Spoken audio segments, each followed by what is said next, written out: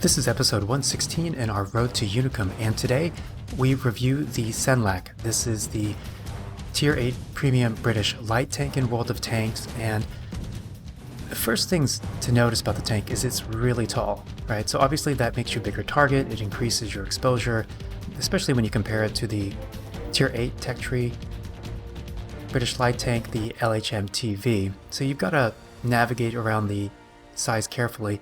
Now thankfully this tank, like a lot of the turreted British tanks, has superb gun depression of -10 degrees, so you don't really have to expose yourself too much on a ridge to fire down. I find gun depression really important in terms of comfort factor. A lot of tanks that tend to have poor gun depression will often have stronger turrets in terms of being able to bounce some shells. But if I'm going to have a weak turret anyway, I definitely want to have the max gun depression of 10 degrees. We're looking at a couple battles in this review. First up is this Tier 9 Westfield battle, and then we're going to look at a Tier 10 Paris battle, because I know people have continued to say that playing Paris in a light tank is difficult. I don't disagree, but we'll talk through some of the mechanics.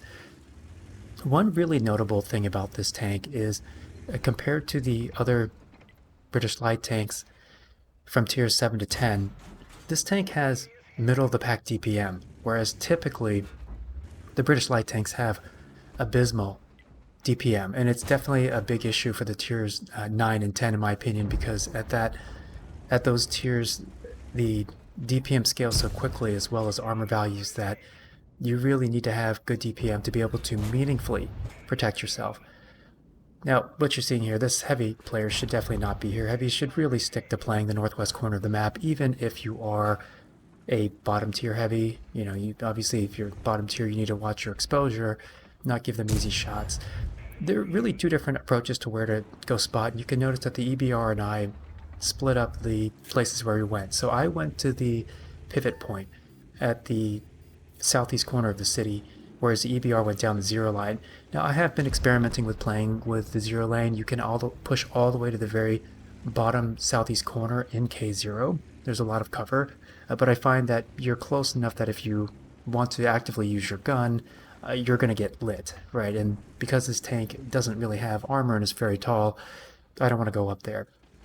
I'm not saying that you can't do it, I just find that this position is much more flexible because I can fire toward heavies on the northwest corner of the map, the tanks that are to the southwest of me, like the 704 who I spotted and the 703 too, and you can fire on the tanks that are south along the K lane. Now I'm staying below the ridge here. Obviously we won the K0 fight. We're already up and have a big lead here, knocking over some trees to garden and create a bit of a wall in case I need to hide behind here. And you can see with the mouse there, I'm indicating that I'm really waiting for our guys to see if there's anything down around the K5, 6, 7 areas. Right, but what I want to do now, so there's double bushes here, I can go ahead and spot the 704. Now, granted, it looks like I got lit even before I fired, and it's probably because there's a TS5 that's to me to the southwest. But that's one reason, kind of like skirting the edge of the rim here, this plateau, I can spot those tanks that are sitting there. Where the TS5 is, that general area is a pretty common place for snipers to settle in. I do need to be careful there. It's mathematically the 704 can't one-shot me unless he also sets me on fire. But at the same time, you don't want to throw away your hit points for free. You never know when your team is going to blow a big lead, and you might really regret spending those hit points inadvisedly. Okay, so the TS5 seems like he's getting backed off. I need to be careful. The Striv is aiming in my direction. And I do have a shot here from the Conqueror. Now if I just stay here and I'm passive, I'm kind of waiting until those tanks push up on the ridge and expose themselves laterally, and they have to do it to the sides of the buildings, right? So there's some hard cover between us that actually protects them. So notice I cut to my left to get more perpendicular to these tanks to widen my field of fire, and this will allow me to also get better shots on the Striv. I do need to be careful here. I'm close enough to some of those tanks that they can counter spot me. Now, the thing about the Striv is he can only really put his nice bouncy armor in one direction, so I'm getting flanking shots on him here. A couple things about playing the Senlac. So like I said, the DPM is fine. It's not an issue, and you can meaningfully defend yourself, which I felt was a huge issue with the Mana Core. Notice here, I'm only exposing myself enough to get shots on that Caernarvon, right? Exposing as little of my turret as possible to get shots on him. and I'm hiding my hull. So at this distance, this is like 400 meters. For him to hit me, he's going to have to hit a pretty accurate shot, right? And I was in the better position compared to him. Please make sure to tap the notification bell or click it.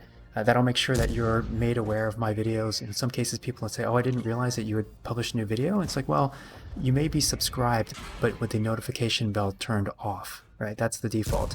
And notice there, instead of kind of driving around, like I see people driving around and shooting in cases where they should just sit down and keep their aiming reticle as small and tight as possible, right? Like that T-44 is going to need 2 more shots to kill me, right? I just needed 1, so just sit down, put the shell through his lower plate, all good.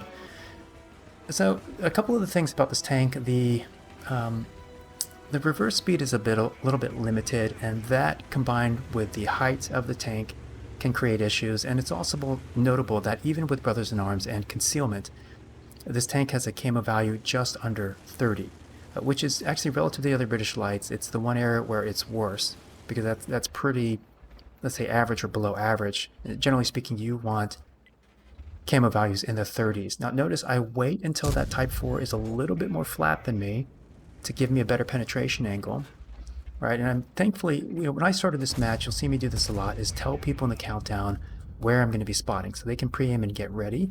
And for example, that was a great shot. The Gorilla knew that I was going to be spotting that gap. And so, we just put in a ton of early damage into that 60 TP, and then I get another nice flanking shot on the Type 4 Heavy. Now, I do need to be careful. If I get counter-spotted here, either of those spoke locations that we were shooting at, tanks can obviously shoot me, and because this tank is relatively big for a light tank and has slow reverse speed, it takes you a little time to extract yourself from a bad situation. So, you guys know what I would typically say.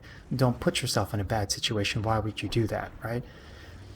Now, there's only one enemy tank that's been killed so far. I like what our Baraska is doing. It's a little bit of a risk, but he's made that corner going clockwise, kind of along the banana wall behind to my right, and he's made it up to the mid-platform. So that's actually pretty a flexible spot. It's much more easy to play that position if you've got a strong turret, but even with squishy tanks like the Barask and the Senlac, you can still make good use of it.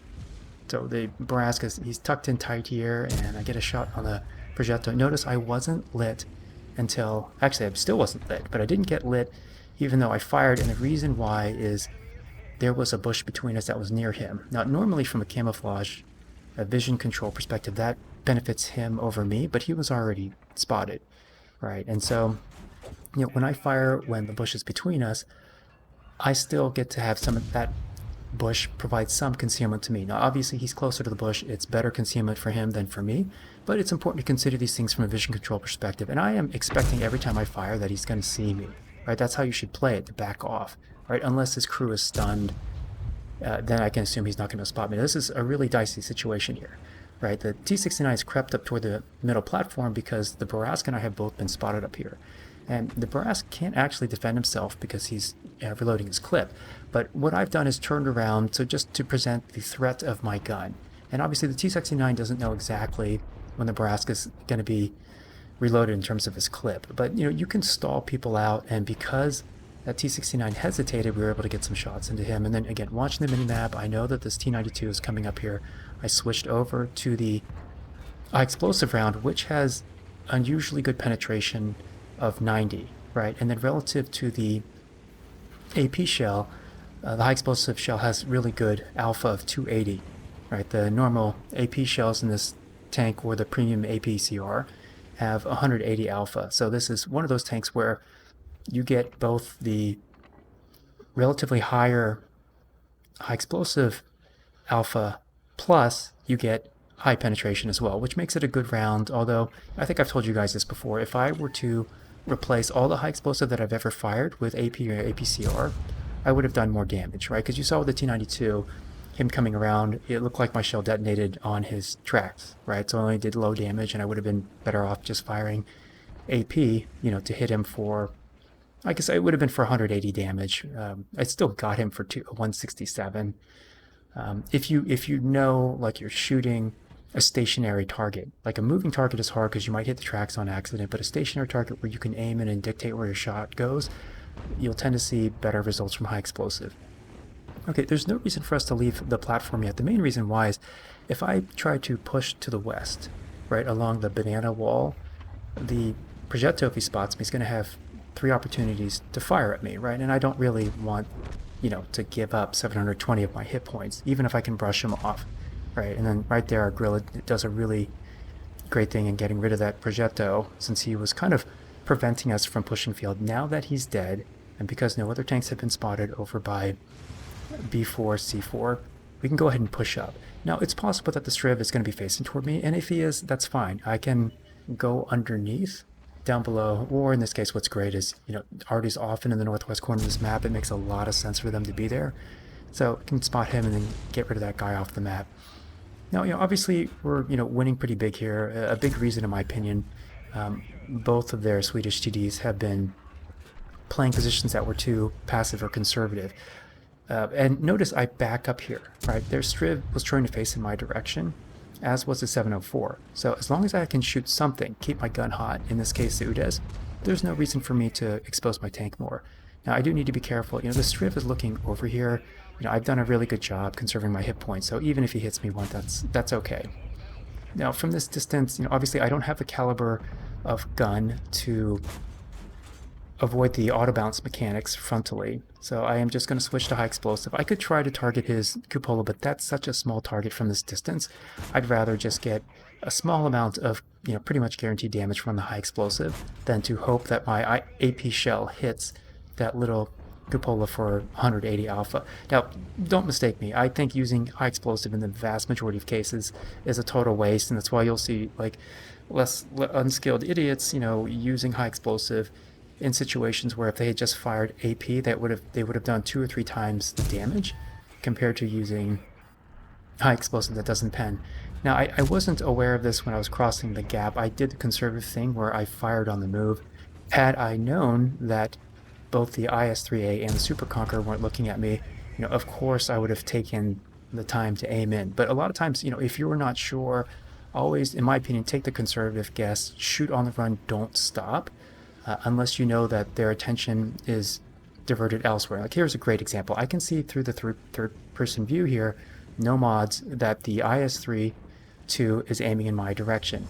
So, granted, it's unlikely that I'm going to die at this point, but you should never feed people your hit points. And if I'm just patient for a moment as our other tanks push up, because, I am the bottom tier squishy here, once that IS-3-2's attention is diverted, you can see his turret is turning to my left.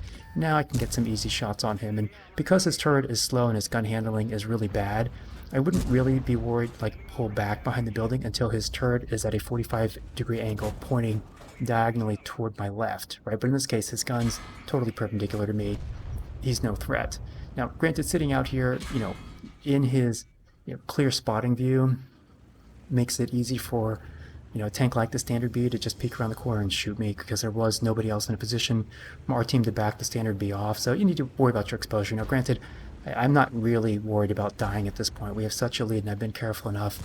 It'd be horrific if we threw the game at this point, right?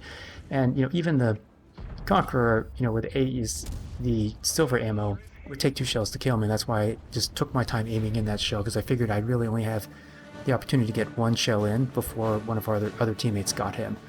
So, it was definitely one of those games where we played mid really well. Our Gorilla had a great game, our Borask had a great game as bottom tier, and I was able to finish, looks like maybe 3rd on damage or 2nd on damage for our team, mainly just through good positioning and awareness.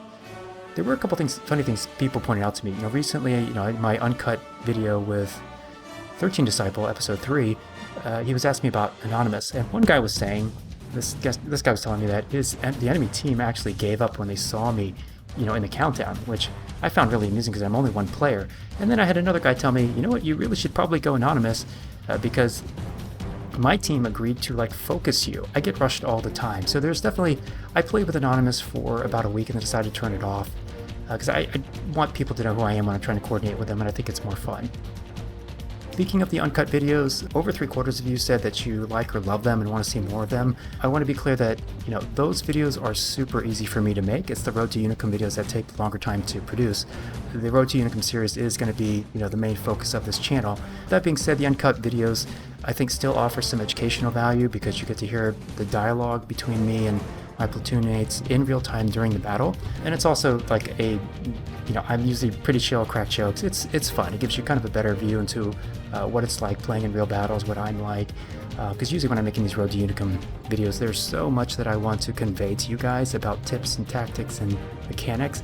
I don't have time to crack jokes and everything. So I hope you guys enjoyed the video. Let me know what you think of the Senlac, and you can look forward to more from the Road to Unicum series and more uncut videos. I hope you guys enjoyed it. Take care.